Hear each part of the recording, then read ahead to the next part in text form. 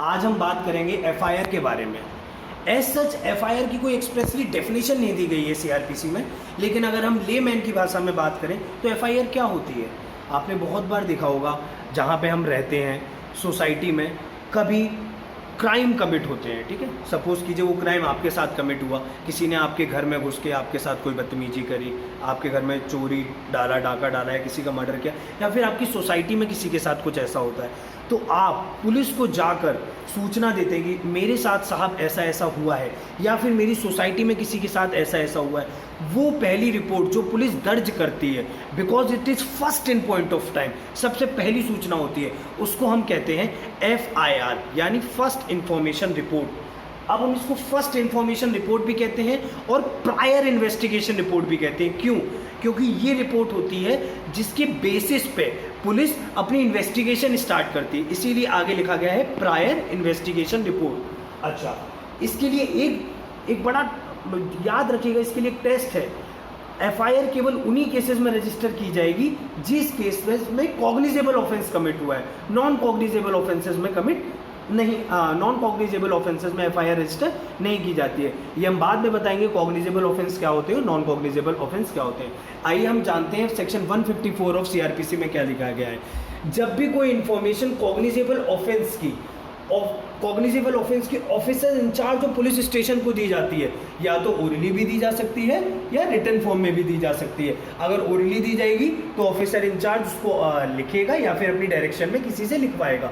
लिखने के तत्पश्चात वो इन्फॉर्मेशन इन्फॉर्मेंट को सुनाई जाती है कि ऐसा ऐसा हमने एफआईआर दर्ज की गई है। क्योंकि बहुत बार ऐसा हो सकता है कि कोई मिसकम्युनिकेशन हुआ हो या कुछ भी हो, तो क्लैरिटी के लिए वो इन्फॉर्मेंट को रीड की जाती है, और जो भी इन्फॉर्मेशन दी जाती है उसे कंप्लेनेंट हमेशा साइन करता है। ध्यान रखिएगा, उसे कंप्लेनेंट साइन जरूर करेगा।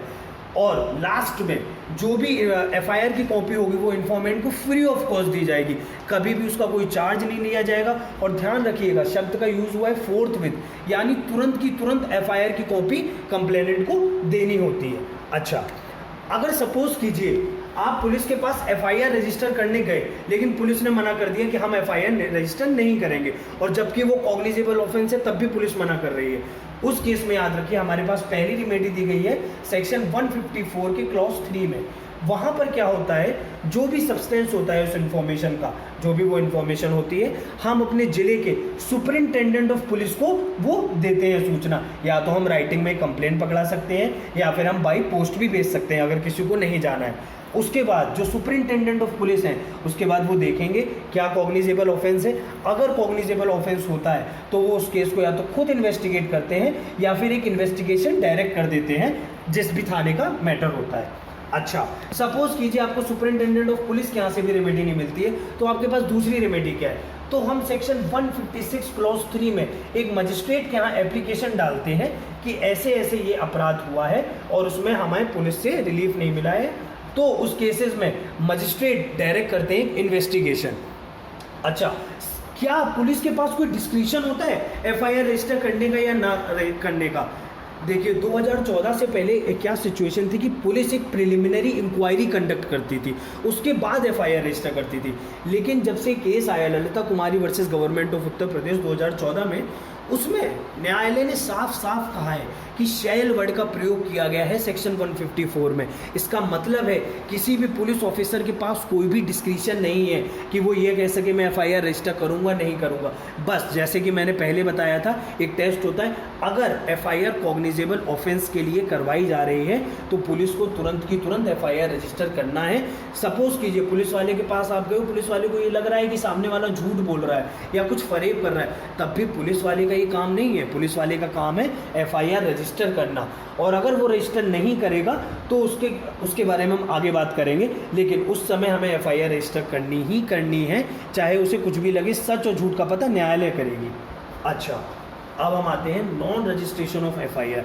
क्या ये कोई ऑफेंस होता है? जी हाँ, देखिए, अगर पुलिस वाला एफआईआर नहीं रजिस्टर कर रहा है कॉग्निजेबल ऑफेंस होने के बावजूद भी, तो उसको हम बोलते हैं डेरिलिक्शन ऑफ वंस ड्यूटी, यानी आपको जो ड्यूटी दी गई थी आप उसे ओबे नहीं कर रहे हैं। तो उस केस में ये पनिशेबल होता है under section 166A of IPC. तो पुलिस वाला भी पनिश होगा अगर वो गलत काम करेगा, तो उसको याद रखिएगा। अच्छा, अब हम अपने 5वें टॉपिक पे आते हैं, effect of delay in registering FIR. Suppose कीजिए आपके साथ अपराध हुआ जून में, आप जा रहे हैं जुलाई में कि मेरे साथ अपराध हुआ है। उस केस में क्या होगा? उस केस में देखिए, अगर आप कभी भी इस केस ऐसे जाएंगे तो पुलिस वाले को लगेगा कि जो सामने वाला है ज़रूर इसने कुछ खिचड़ी पकाई है, ज़रूर ये कोई स्टोरी बना रहा है। तो उस केसेस में क्या होगा कि पुलिस वाला मना कर सकता है एफआईआर रजिस्टर करने से, या फिर उससे लगेगा कि कुछ तो गड़बड़ है, तो दिक्कत होती है। तो देखिए, this affects the importance of FIR. लेकिन अगर हम उसको रीजनेबली एक्सप्लेन करें कि डिले क्यों हुआ है और हमारे इस कंप्लेन में कोई भी कॉन्कॉक्शन नहीं है, एम्बेलिशमेंट नहीं है, हमने कोई भी खिचड़ी नहीं पकाई है, हमने किसी को भी झूठा नहीं फंसाया है, तो उस केसेस में एफआईआर रजिस्टर कर ली जाती है। एक्चुअली होता क्या है कि बहुत बार हमने देखा है कि रेप केसेस में ऑनर की बहुत ज़्यादा बात आ जाती है, समाज में हमारी क्या इज्जत रह जाएगी, 4 लोगों को पता चल जाएगा तो लड़की की शादी कैसे होगी, तो ये सब चीज़ें आ जाती है। तो बहुत बार लड़की वाले नहीं बता पाते हैं, या फिर बहुत टाइम तक ट्रॉमा में रहते हैं तो बहुत समय बाद बताते हैं। तो ऐसे केसेस में अगर उस डिले को प्रॉपर्ली एक्सप्लेन किया जाएगा तो रजिस्टर्ड एफआईआर की जा सकती है। अच्छा, अब हम आते हैं, क्या एफआईआर एक बार दर्ज होगी उसको क्वाश कराया जा सकता है, उसको खारिज किया जा सकता है? जी हाँ। सेक्शन 482 ऑफ सीआरपीसी में हाई कोर्ट के पास अपनी इनहेरेंट पावर होती है। हम इसे बाद में डिटेल में जरूर पढ़ेंगे कि इनहेरेंट पावर क्या होती है। फिलहाल के लिए इतना जानिए, वो अपने इनहेरेंट पावर के तहत अगर उसको लगता है कि this has been the abuse of court, this has been the abuse of process, complain false थी, फ्रिवलेस थी, तो उस केसेस में हाई कोर्ट अपने इनहेरेंट पावर के तहत क्वाश कर सकती है।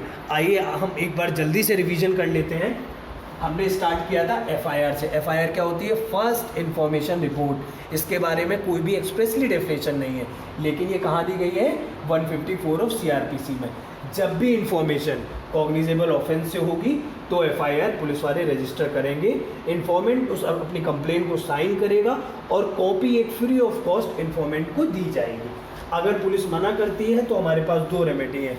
सेक्शन 154(3) में सुपरिंटेंडेंट ऑफ पुलिस के पास जा सकते हैं, 156(3) में हम मजिस्ट्रेट के पास जा सकते हैं। ललिता कुमारी केस में जैसा कि बोला गया है कि पुलिस वाले के पास कोई भी डिस्क्रिशन नहीं है, he has to register the FIR. Non registration of FIR constitute an offence under section 166 of IPC sorry. और whenever there is a delay in registering FIR, it should be properly explained, otherwise it will affect the importance of FIR. There can be quashing of FIR by High Court under section 1482 of CRPC through its inherent power. Thank you so much. Next video में हम बात करेंगे evidentiary value of FIR की. This is a very important topic. Thank you so much.